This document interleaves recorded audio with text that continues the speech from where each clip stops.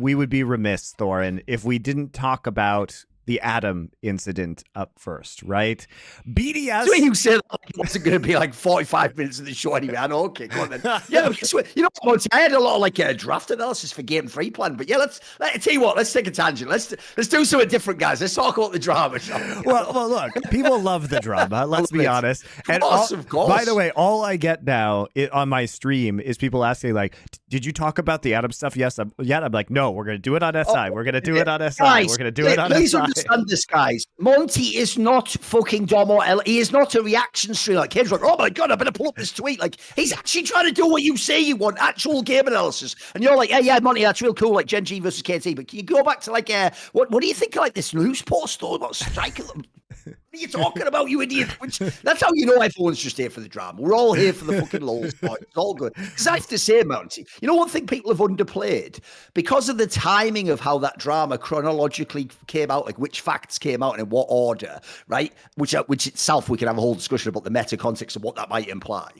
I actually think this almost got like undersold as a drama bomb precisely because it came out after the match. Mate, if we'd have known the explanation of why he was benched before the match, the joke is the match wouldn't even have mattered. The whole match would have just been people, which it almost was anyway, just talking about the drama, wouldn't it? Like the drama actually superseded the match, win or lose, by the way. Like there's actually no way, people haven't thought of this. If we'd have known beforehand, there's no way the outcome could ever be acceptable. Because if they'd have won without Adam, it would be an insane drama bomb that like, fuck him, they were right, like they don't need him. And if they lose, as they did, it would be like, you know, you've cut off your nose to spite your face. What are you doing, BDS? Like you couldn't. So the actual joke is, this is why we'll get to this bit later. Spoiler, Monty. It's almost convenient because the person who only benefited in every regard was BDS, essentially. Because if you notice, they got to like say he was benched, but with no reason. So there was no drama initially. It was more just like everyone was laughing. Everyone was actually basically laughing at Adam because of the Dom thing where he was mentioning like it's kind of like the upset situation. You're karma, you're in the same situation. Then after the game, when they've lost, because actually, to be fair, BDS still played fairly well. Like they obviously could have won the series. I actually think most people were like, oh wow, maybe the coaches knew something. And then when it came out how he was like wrecked, it doesn't affect the game anymore. It can't mess up the other teammates in the game. And then he gets his punishment. And then right after, they like left the perfect amount of time for him to get wrecked by the community. And then Striker came in with like probably one of the best PR statements I've ever seen worded ever in esports history. And not only, essentially, if you're smart, read between the lines, told you, yeah, he obviously was a little shit. He did fuck with me specifically. But I'll tell you what, I've put him back in the box now and he's agreed to play nice, hasn't he? So there's no problem now. Essentially, that's like the gist of what happened, guys. So if we go back, we can go to every stage of this. There's so much here that you can actually milk. Yeah. All right, Thorin. So what you're saying is that Striker did an excellent job of cleaning up the dirty mess that Adam left behind in BDS. And you know, guys, we actually do have a new sponsor. And it's going to be Earth Breeze. And you know, might be wondering, what is Earth Breeze? Well, it's a detergent, laundry detergent. So thank you very much for their sponsorship. And I've got some right here. It's red because I have it on a green screen. It's actually green, guys, as you can see in the banner down below. And so what this is that it is a detergent that is in sheet form. It's actually more like a dryer sheet, but you rip it in half and it goes right into your washing machine and it cleans things up. It's in a very small package. I use it on the clothes I'm wearing right now. It works delightfully well. And it is just ultra concentrated detergent powder and doesn't take up any space in your house. And you can get a subscription to it that you can pause, adjust, or cancel at any point in time you want with free shipping, so you don't have to worry about running out of laundry detergent. So it's also hypoallergenic, guys. So if you are interested in getting this, again, supporting our sponsors does help us at LFN very much. I've been enjoying using it myself, and it's just a lot easier to use and it's not annoying like pouring all that detergent into a cap and making a mess everywhere. Right. It doesn't take up a ton of space, like having a bunch of pods in a giant plastic container. Just really efficient, guys, very eco-friendly. And so right now, listeners can get started with Earth Breeze and save 40%. So you can go to earthbreeze.com/LFN. That's earthbreeze.com/LFN for 40% off your subscription. So very good deal here. And thank you very much to Earthbreeze. You too can clean up your laundry like Striker cleaned up Adam. And let's talk about Adam now, because this basically, we should recap the drama for people who might have missed it, Thorin, which is basically Adam is all of a sudden benched from the BDS Mad Lions completely out of nowhere. Completely out of nowhere. Completely no out warning, of nowhere. Nothing to suggest it. Yeah, of course. They call up Genax, who's obviously a player who has been in LEC previously.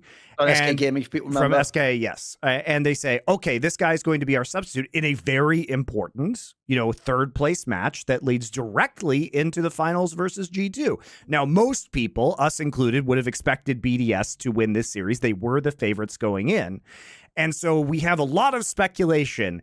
Now, the first layer of this is obviously that Adam, when he was on Fnatic, was very publicly critical of his teammate Upset not attending the World Finals, or the World Championship, rather, as a result of some personal issues. And then he is suddenly leaving the team for mysterious circumstances. Right, basically, the quick thing to say on that is, one, if you ever actually look at what Adam said, this is a part that people often miss. It's not that he was mad with what the situation was that caused Upset to leave. By the way, that's technically never been explained why, and I know the reason. And it's because it's a very serious personal reason. It is genuinely nobody's fucking business. In the same way, Monty, as if I said, sorry, I have to leave this show now. I have a terminal illness and will die. You wouldn't go, well, unless you tell me what illness, then it doesn't fucking count, does it? You're abusing me. Like, you would know that is a mentally ill response to that, right? So essentially, Monty, just trust me on this. I know what I'm talking about. It was a very serious reason. You probably heard it yourself. But all that's come out publicly is it was something to do with Upset's wife, who'd married quite recently, I think a month or two before that. And then he had to just immediately return home from, I can't even remember if it was in Korea or America, which year that was, maybe in China, who the fuck knows. So basically, the real problem was, as far as I know, it's always intimated by Adam's fans, that what he was mad about is that he never got the reason. That's why Adam himself made a sort of joke about, like, he had a lonely wife or something. Because as far as I can tell, what really happened is this. Upset, like a professional, told his management, hey, here's the reason I have to go. Obviously, this is like very, secret information. Sure. Please keep it to yourself. They professionally told the Fnatic players, sorry, guys, I know this sucks, but Adam's had to go back and all the rest of it. And then Adam's just decided, because you have to remember, guys, that was his first split in the LEC, and he was something like, I think it was like 18 or something mental, wasn't he? He just sort of wigged out and stupidly publicly put it out there. So that caused drama. And as you're alluding to, Monty, then people claim the Adam guy was like, and then Upset had me kicked. Like, one, why wouldn't he, you daft cunt? Think it through, you actual fucking cretin. You've just admitted yourself you fucking called his wife out for some shit you had no clue about. But then here's the more important thing. I've heard that's not even true, mate. What I've heard actually happened is Fnatic said something to him like, should we get Alfari instead of fucking Adam? And by the way, this is in 2021, guys, when Alfari was like the shit in Team Liquid. And Adam was like, a rookie who could play 2.5 champions that weren't even meta. So the logic goes, it's more like he probably said, I'd rather have this other person. And then the joke is they didn't get Alfari anyway because they ended up with like fucking Wonder, didn't they? So like that's like the beginning of the drama. So you actually have to know that to know what happened now. And then, now, obviously it's ridiculous that then out of nowhere, Adam is benched before a really big game. So even comparable, right? Because the premise of the Worlds one is like now the rest of his teammates won't have the same chance to succeed at Worlds. Well, guess what? Logically, the one thing you have to say, no matter what you think of Striker and BDS, is they definitely inhibited their chances to win the fucking title by doing this. Although, by the way, there's one thing I'll very quickly offer to you and shade in there. The other thing about this move is this. I can get into why I think it's gangster, it's a great move, and it even could have worked. But I'll tell you what, Monty, part of me thinks this is how you actually know that nobody thought they could beat G2 this split. And that I imagine even BDS got that work in scrims and just thought, actually, you know what? We're not giving up the LEC title here, Monty. We're basically giving up one match. Like, we could be in the final, but we'd lose anyway. So maybe this is the moment where, like, we do the big disciplinary action. Because as everyone pointed out, of the 3 splits, it's the least important. So if you were going to do it, even though it looks really bad, I think this is when you do it. Whereas I would just suggest this. I don't know what you think, but I think if BDS was actually the favourite to win the title, you just win the title and then bench him. You know what I mean? I feel like on that one, it's a bit more questionable because that's the key thing about this story to me is the way he is benched is I've never seen that happen ever with an elite player. Like, usually the elite player, especially your star player, is the one that you can get away with this sort of nonsense. And then, like, the stories behind the scenes. Spoiler about people like Reckless. You hear them, but like they never get actually benched in the game. They might get threatened with it, like, oh, you might bench, but they always end up playing the match in the end. And it usually ends up not being the case, not least because the org worries they'll tank all the aggro if you bench the star player. So what did you think about this situation when you first heard of it?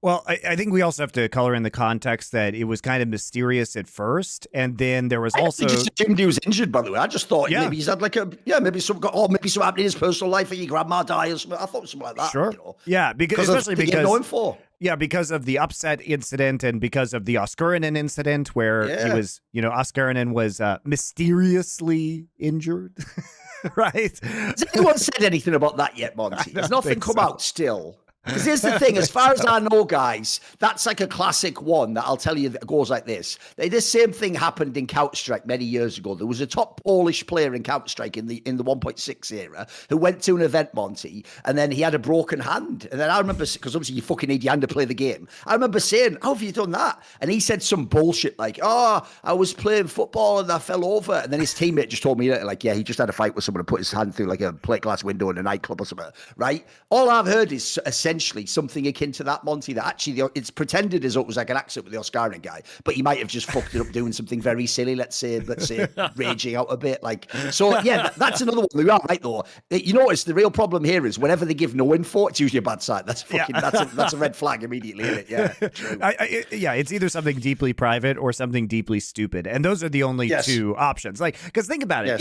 If some player was like bicycling along and, somebody opened their car door and they smashed their hand on it, you just say that publicly, guys. You just say, there was a freak accident that occurred that wasn't the player's fault. If it's something dumb or something personal and serious, that's when you say nothing.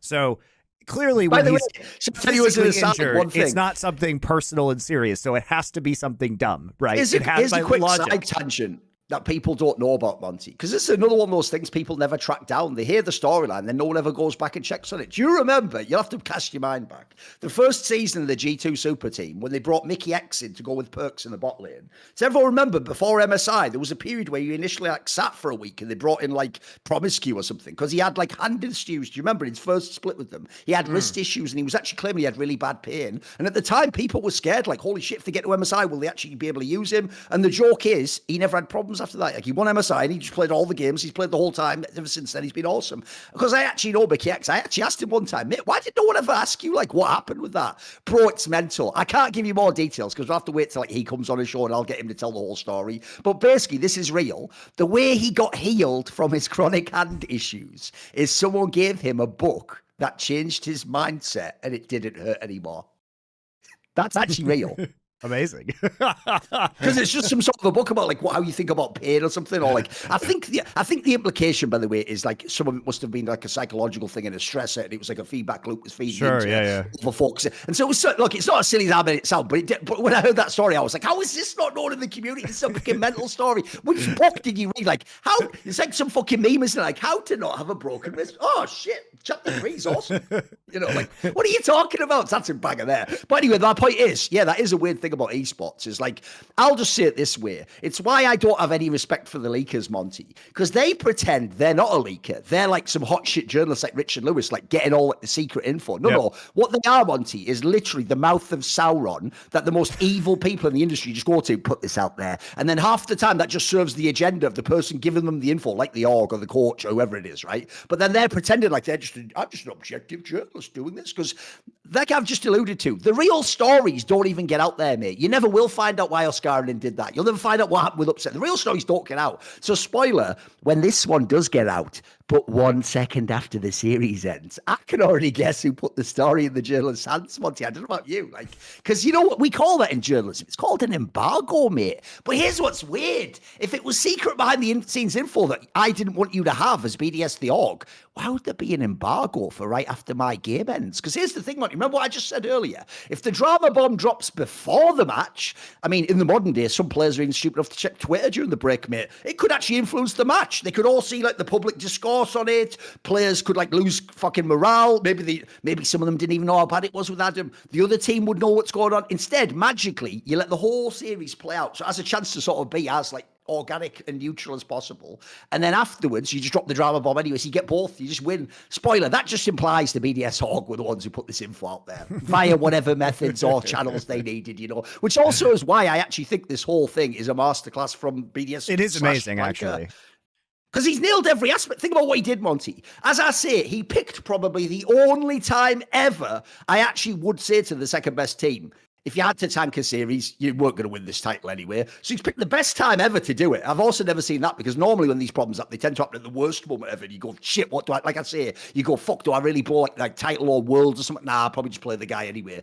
Like the aforementioned Reckless. So then, after that, you almost also, by the way, for real, and I would even say partly because there was no drama attached to it, you almost won the fucking series too. Like, you actually almost made it work. By the way, if Striker had actually won that series with his top laner who doesn't even want to use, and then benched that would have also just been like, that would be like fucking California love. Just pure gangster, just classic OG gangster, mate. Like, see more cool, funny, interesting clips based on topics from my content? Well, subscribe to this channel then, or, be a pleb and don't.